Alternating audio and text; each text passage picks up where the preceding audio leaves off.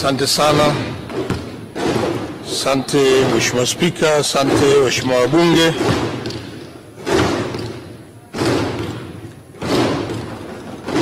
Nawashukuru.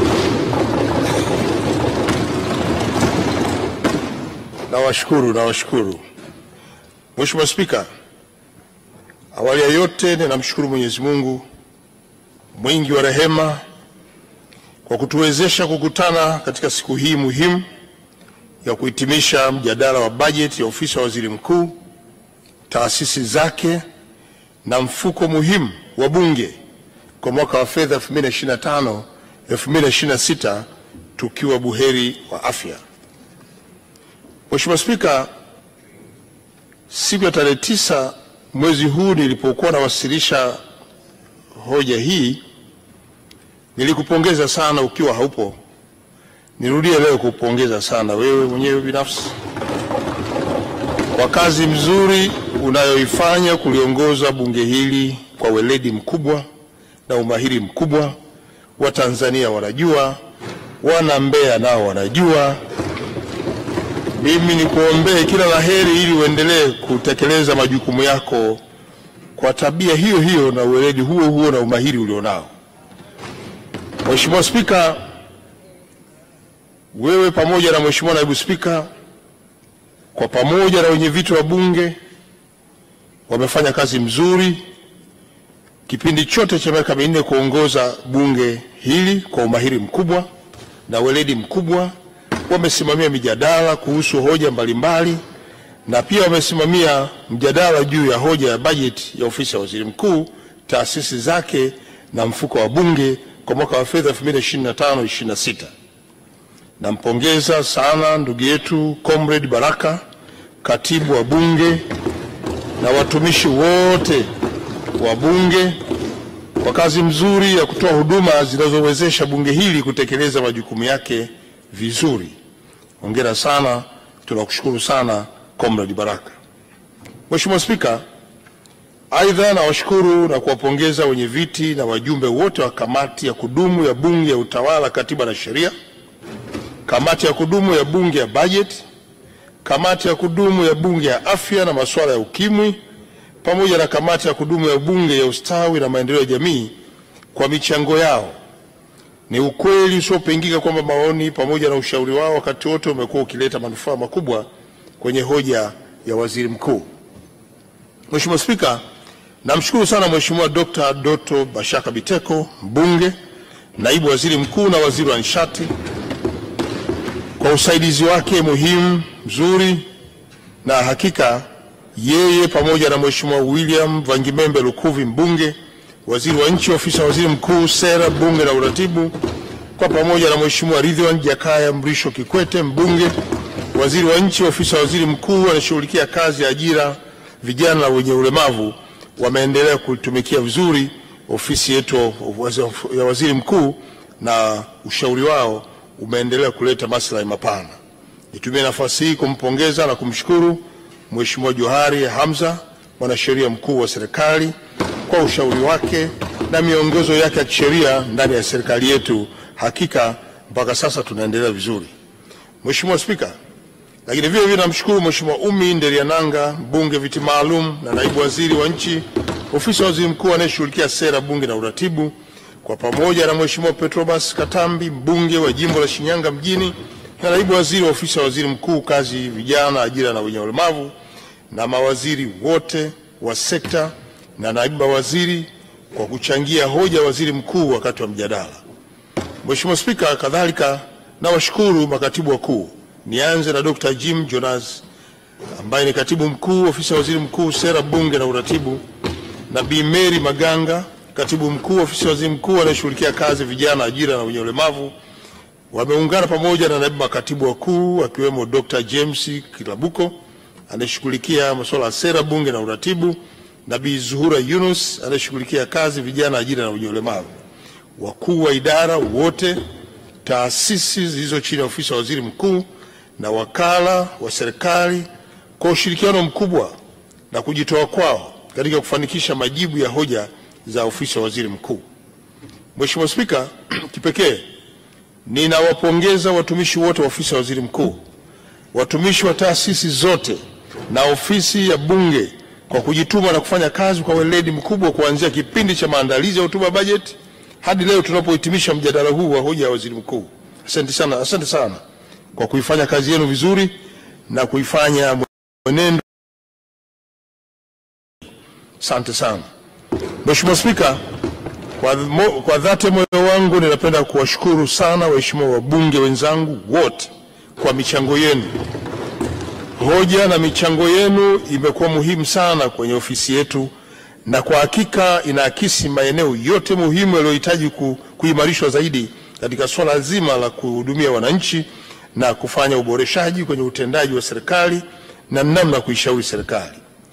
Waheshimiwa wabunge, nataka niwahakikishie kuwa serikali imezingatia michango yenu na katika utekelezaji itawekwa kipaumbele kama ambavyo imeainishwa katika mpango wa bajeti wa serikali kwa mwaka wa fedha 2025/26.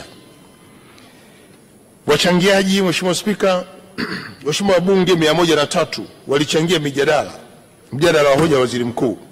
Kati yao waheshimiwa wabunge 100 walichangia kwa kuzungumza na waheshimiwa wabunge watatu walichangia kwa maandishi. Mheshimiwa Spika, nawashukuru sana waheshimiwa wabunge wote waliochangia hoja ya waziri mkuu. Hata hivyo, kutokana na ufinyu wa muda, ninaomba uridhie nisiwataje moja kwa moja kwa majina yao na badala yake majina yao yaingizwe kwenye Hansard. Mheshimiwa Spika, wakati tukiendelea na mjadala wa hoja ya waziri mkuu, sote tumewasikia waheshimiwa mawaziri na naibu mawaziri wakitoa majibu na ufafanuzi wa hoja nyingi zilizowasilishwa na waheshimiwa wabunge. Kwa kuwa baadhi ya hoja zinaendelea kufanyiwa kazi na waheshimiwa mawaziri, niwahakikishie waheshimiwa wabunge kuwa serikali itawasilisha majibu yote ya hoja ambazo zimekuja mbele yenu na mmezitoa kwa maandishi kwa wakati wote tutakapokuwa hapa. Mheshimiwa Spika, nataka nitoe pongezi za dhati kabisa kwa Mheshimiwa Dr. Samia Suluhu Hassan, Rais wa Jamhuri ya Muungano wa Tanzania, kwanza kwa kutimiza miaka 4 ya kuiongoza nchi yetu kwa mafanikio makubwa, lakini mbili, nyote ni mashahidi kuwa katika kipindi cha miaka 4 ya uongozi wake utekelezaji wa ilani ya uchaguzi ya Chama cha Mapinduzi imetekelezwa kwa kiwango kikubwa kama ilivyoelezwa wakati nikiwasilisha hoja ya waziri mkuu. Nitumie nafasi hii vile kumpongeza Mheshimiwa Dr. Philip Isdor Mpango, Makamu wa Rais wa Jamhuri ya Muungano wa Tanzania, kwa pamoja na Mheshimiwa Dr. Hussein Hassan Mwinyi, Rais wa Zanzibar na Mwenyekiti wa Baraza la Mapinduzi, kwa kumsaidia vyema Mheshimiwa Rais wa Jamhuri ya Muungano wa Tanzania katika kutekeleza majukumu yake na hasa kutekeleza ilani ya uchaguzi ya Chama cha Mapinduzi, chama tawala ambacho kwa sasa kiko madarakani. Mheshimiwa Spika, nitumie nafasi hii kukumbusha baadhi ya mafanikio yaliyopatikana katika kipindi hiki cha miaka 4 ya uongozi wake. Na mafanikio hayo ni pamoja na haya yafuatayo. Ya kwanza, kuhusu utekelezaji wa miradi ya maendeleo. Mheshimiwa Spika, sambamba na kudumisha hali ya amani, utulivu pamoja na mshikamano wa wananchi wa taifa hili, Mheshimiwa Dr. Samia Suluhu Hassan, Rais wa Jamhuri ya Muungano wa Tanzania, amewezesha utekelezaji wa mipango ya maendeleo. Mafanikio makubwa yamepatikana katika utekelezaji wa miradi ya huduma za jamii na miradi ya kimkakati, hususani katika sekta za elimu, afya, maji, kilimo, ujenzi, nishati, mawasiliano na uchukuzi. Mheshimiwa Spika, mafanikio hayo tunayapata katika utekelezaji wa ilani ni ya kupigiwa mfano. Bila shaka kila mwananchi ni shahidi wa jambo hili. Kila eneo katika nchi hii limefikiwa na wananchi wamekuwa mashahidi kwa miradi inayotekelezwa kwenye maeneo yao. Hakika Mheshimiwa Rais anastahili pongezi na tumpongeze sana Mheshimiwa Rais. Eneo la pili ni uwezeshaji wa wananchi kiuchumi. Mheshimiwa Spika, serikali ya awamu ya 6 imeendelea kuboresha sera ya sheria mbalimbali ili kuweza kuweka mazingira bora ya kuwawezesha wananchi kiuchumi. Suala la sera na sheria imewezesha kutenga 30% ya ununuzi ya umma kwa wanawake, vijana, wazee na watu wenye ulemavu, lakini pia kuratibu na kuweka mazingira bora kwa vikundi na huduma ndogo za kifedha, pamoja na kuongeza ushiriki wa Tanzania katika uwekezaji ikiwemo sekta ya madini, mafuta na gesi. Mheshimiwa Spika, Uanzishwaji wa mifuko za programu mbalimbali za uwezeshaji wananchi unatokana na mahitaji ya kiuchumi kwa maendeleo ya nchi yetu. Mifuko iliyopo imeweza kutoa jumla shilingi trilioni 3.5 kwa wanufaika zaidi ya milioni 24. Kati ya wanufaika hao, wanawake ni zaidi ya milioni 11 na wanaume ni zaidi ya milioni 13. Mheshimiwa Spika, baadhi ya mifuko na programu hizo ni pamoja na mikopo ya halmashauri za 10% kwa wanawake, vijana na wenye ulemavu. Iko pia programu ya Jenga Kesho iliyo bora. Iko pia programu ya taifa kukuza ujuzi kwa vijana. Tunazo programu ya kukuza viwanda vidogo na vya kati. Tunayo programu ya kuimarisha uchumi na Mama Samia na mfuko wa dhamana wa wajasiriamali wadogo. Mheshimiwa Spika, mifuko na programu za uwezeshaji wananchi zinazoratibiwa na serikali zinatoa fursa mikopo kwa riba nafuu kwa mtu mmoja mmoja na vikundi na uzalishaji mali. Serikali itaendelea kutekeleza na kusimamia mikakati ya kutoa elimu kwa wananchi kupitia njia mbalimbali ikiwemo maonesho, makala, vyombo vya habari na vituo vya uwezeshaji ili kuongeza uelewa kuhusu fursa zilizopo kwenye mifuko na programu hizo. La tatu ni mifumo ya utoaji haki.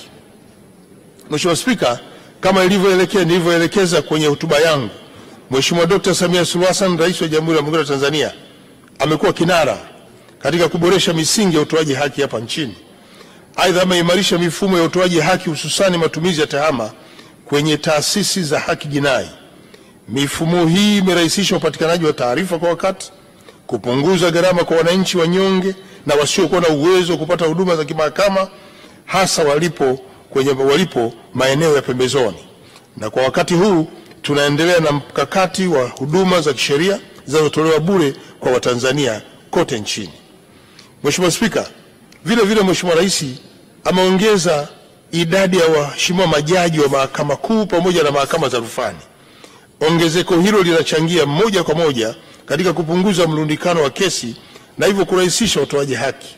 Kadhalika, amefanya maboresho ya miundombinu ya mahakama kuanzia ngazi ya mahakama ya mwanzo hadi Mahakama Kuu, ikiwemo ujenzi wa mahakama pamoja na nyumba za majaji.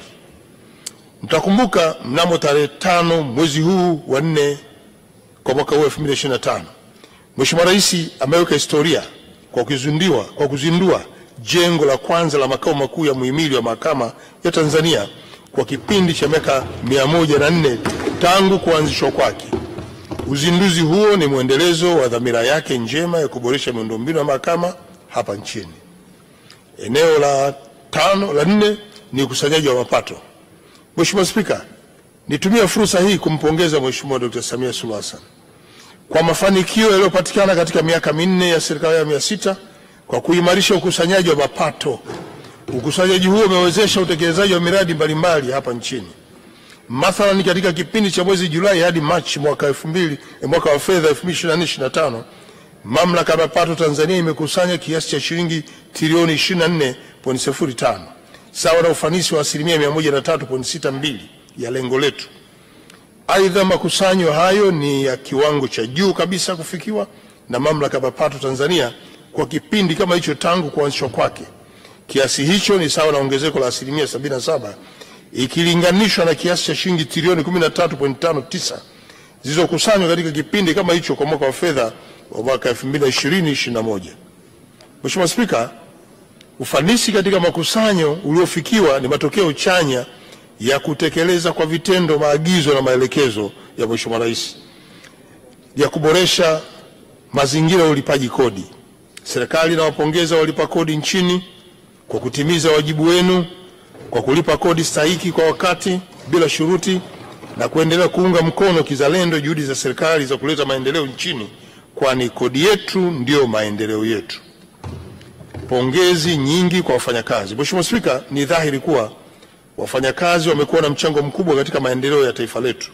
Nitumie fursa hii kuwapongeza kwa dhati wafanyakazi wote nchini. Vile wapongeze waajiri, viongozi na vyama vya wafanyakazi na wadau wote, na kuendelea kuheshimu haki na utu wa wafanyakazi.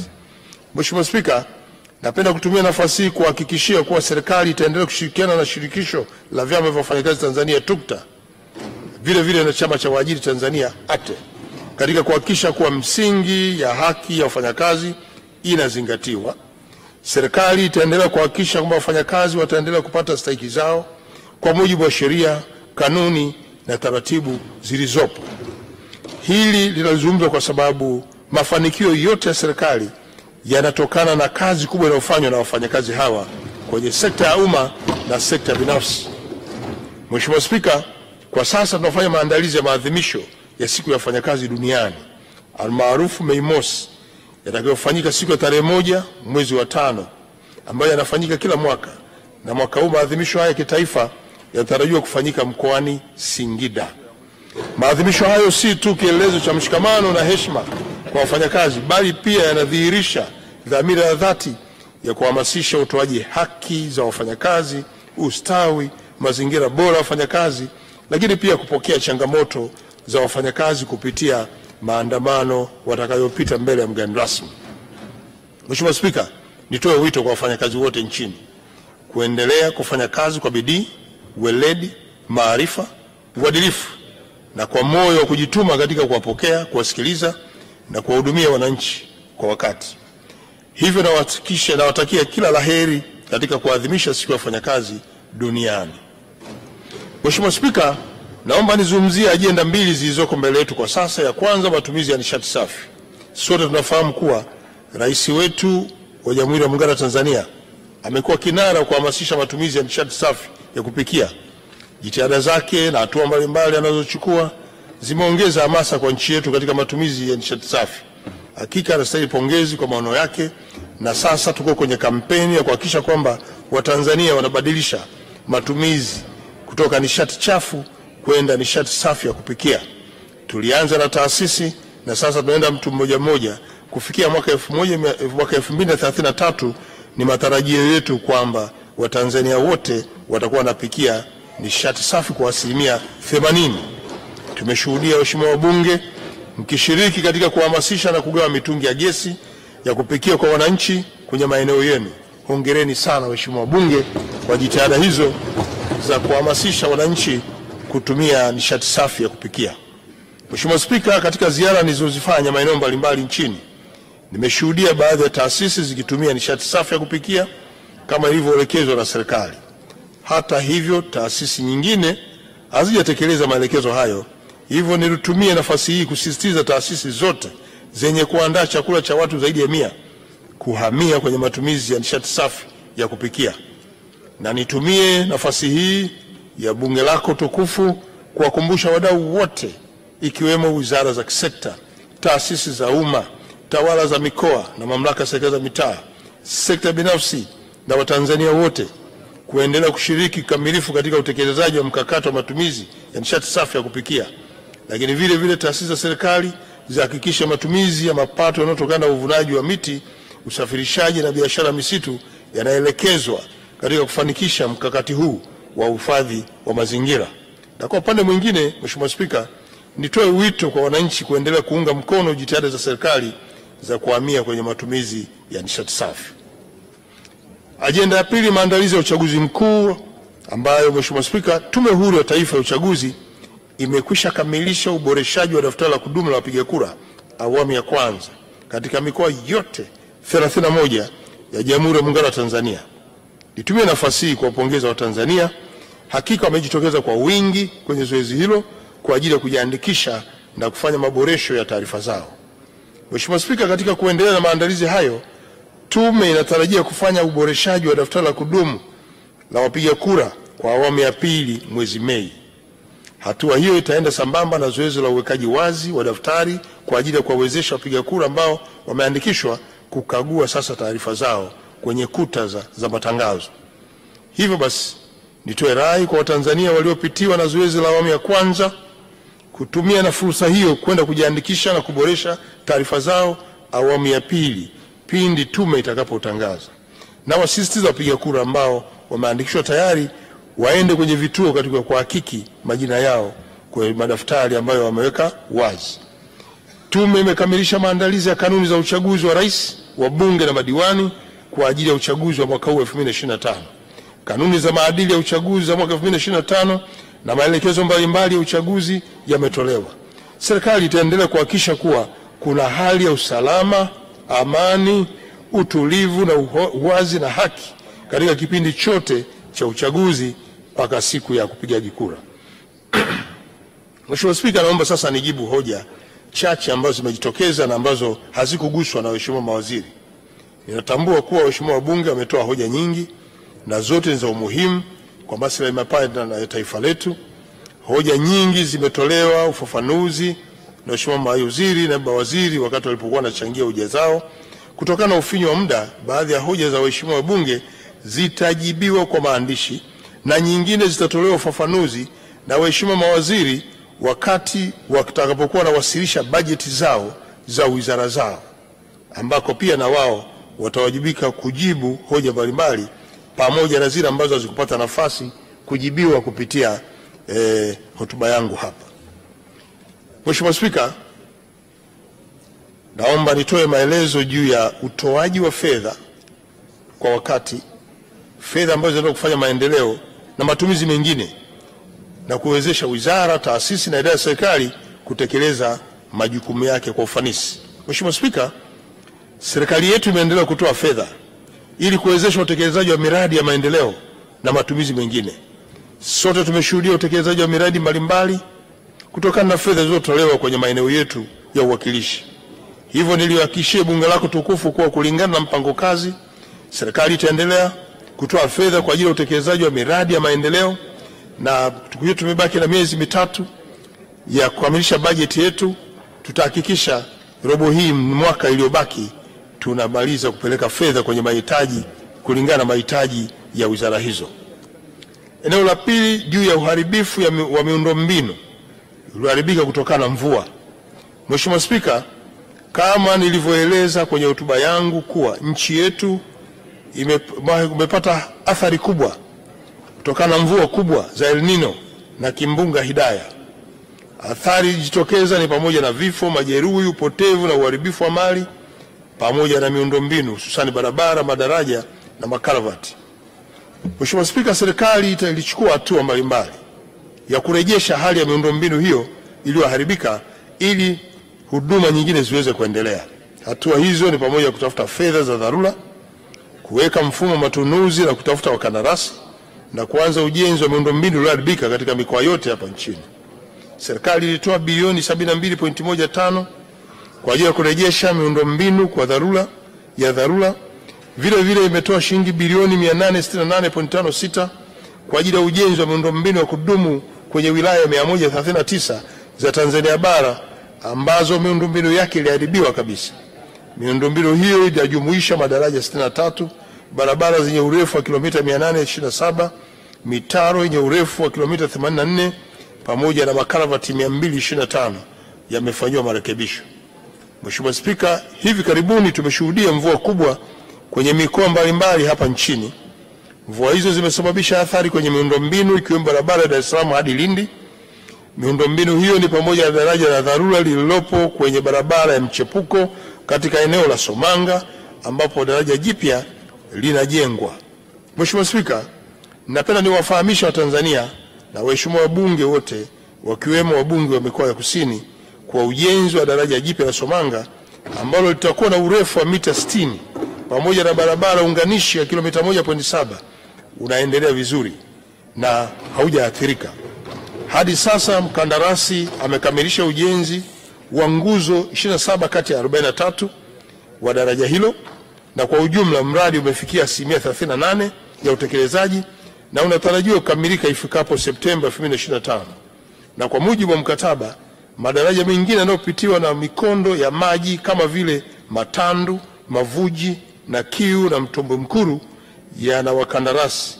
Pindi mvua hizi zinazoendelea kunyesha kutoka mkoani Morogoro, misitu ya Selous zikishapungua, ujenzi utaendelea kwa kasi, na kesho asubuhi saa 2 nitakuwa kule Somanga kukagua hali hiyo. Mheshimiwa Spika, nitumie fursa hii kupitia bunge lako tukufu kuhakikishia wananchi kuwa serikali itaendelea kukamilisha miundombinu iliyoharibiwa ili irejee katika hali yake ya kawaida na wananchi waendelee na huduma zao za kawaida. Vile vile nitoe rai kwa wananchi wote kuendelea kuchukua tahadhari dhidi ya mvua zinazoendelea kunyesha ili kuepuka athari zinazoweza kujitokeza. Mheshimiwa Spika, naomba nizungumzie sherehe za Muungano. Tarehe 26 Aprili mwaka huu tutaadhimisha miaka 61 ya Muungano wa nchi yetu ambao umeendelea kuwa chachu ya mafanikio tunayoyashuhudia leo.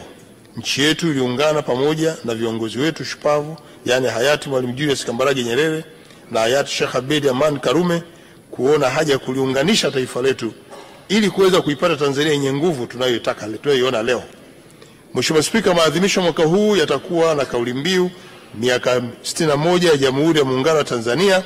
Muungano wetu ni dhamana, heshima na tunu ya taifa.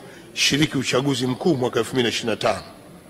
Hivi niungane na Watanzania wenzangu kuliombea heri na fanaka taifa letu, huku nikiendelea kuwasihi kudumisha umoja, mshikamano na amani ya nchi yetu. Aidha, nawaomba Watanzania wote kutumia sherehe hizi katika kukumbushana na kuelimishana juu ya umuhimu wa uwepo wa muungano huu. Tuulinde na tuutetee. Muungano huu unaenda kulinda amani yetu, umoja na undugu wetu wa pamoja na kufanya kazi kwa bidii.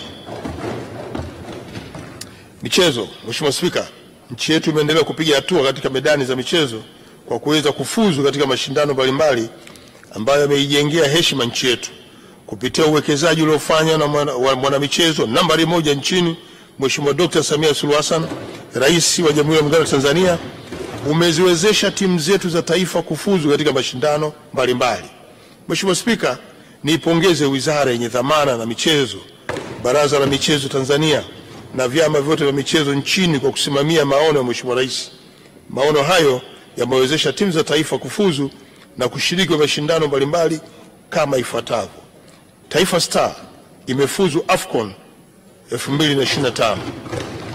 Taifa Star hiyo imefuzu michezo ya CHAN mwaka 2025. Twiga Star imefuzu mashindano ya kombe la mataifa ya Afrika kwa wanawake inaitwa WAFCON. Ngorongoro Heroes chini ya miaka 20 wamefuzu AFCON mwaka 2025. Serengeti Boys chini ya miaka 17 wamefuzu AFCON mwaka 2024.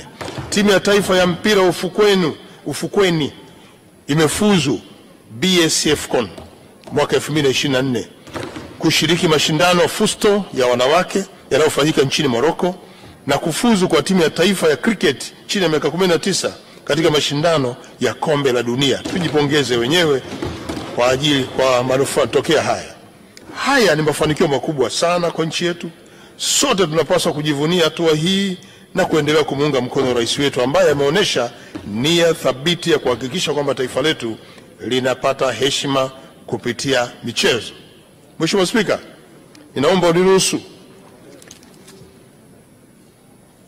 naomba uniruhusu kama ambavyo uliniruhusu siku ya tarehe 9 mwezi wa 4 2025 nilipokuwa nasoma hotuba ya bajeti, na ilikuwa ndio siku timu ya Simba ilikuwa inacheza mchezo wa robo finali, na nilitakia heri kwenye mchezo wao. Nitumie nafasi hii sasa niwapongeze wawakilishi pekee wa nchi yetu na ukanda wa Afrika Mashariki na Kati waliosalia kwenye michuano mikubwa ya kimataifa barani Afrika, CAF Confederation Cup. Timu ya Simba Sports Club kutoka mtaa wa Msimbazi jijini Dar es Salaam kwa kufuzu hatua ya nusu fainali kwa kuiondosha timu ngumu ya Al Masry kutoka nchini Misri.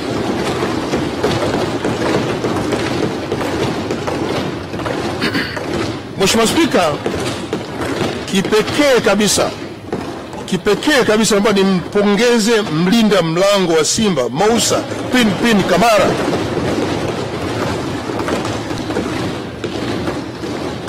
kwa kuokoa mikwaju miwili mizito ya penalty iliyoiwezesha Simba kushinda.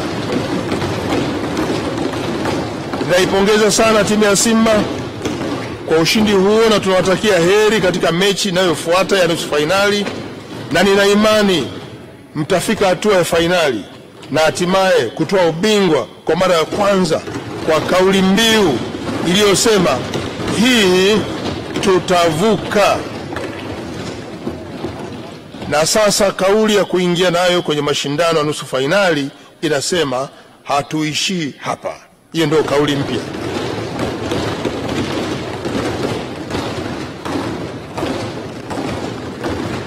Mwisho, Mheshimiwa Spika, nitoe shukrani kwa bunge lako tukufu. Napoelekea kuhitimisha, niendelee kumshukuru Mwenyezi Mungu kwa kuturuzuku rehema ambayo tumeipata ya kujenga utulivu, kusikilizana na kuweza kujadiliana kwa misingi inayozingatia umoja, mshikamano na kuheshimiana.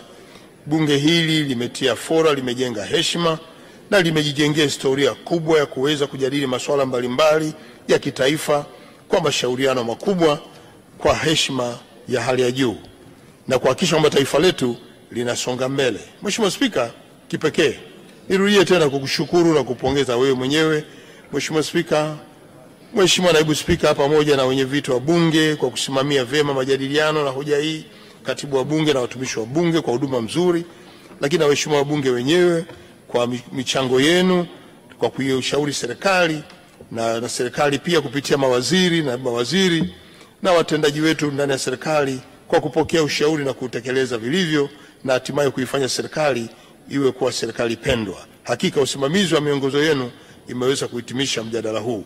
Mheshimiwa Spika, ninawashukuru kwa dhati ya moyo wangu tena wabunge wenzangu wote kwa namna ambavyo mmeweza kujadili hoja hii na kujitoa kwenu katika kuishauri serikali. Maoni na ushauri mliotoa umepokelewa kwa uzito mkubwa kabisa na serikali itayafanyia kazi. Baada ya maelezo haya, Mheshimiwa Spika, sasa naomba bunge lako tukufu liridhie na kupitisha makadirio ya mapato na matumizi ya ofisi ya waziri mkuu, taasisi zilizo chini yake na mfuko wetu, waheshimiwa wabunge, mfuko wa bunge kama ilivyowasilisha katika hoja yangu ya tarehe 9 Aprili mwaka 2025. Mheshimiwa Spika, naomba kutoa hoja. Mheshimiwa wabunge, hoja imetolewa na naona imeungwa mkono na wabunge walio wengi kabisa. Mheshimiwa Waziri Mkuu, asante sana. Sasa tutaendelea na utaratibu wetu. Katibu. Kamati ya matumizi. Kamati ya matumizi.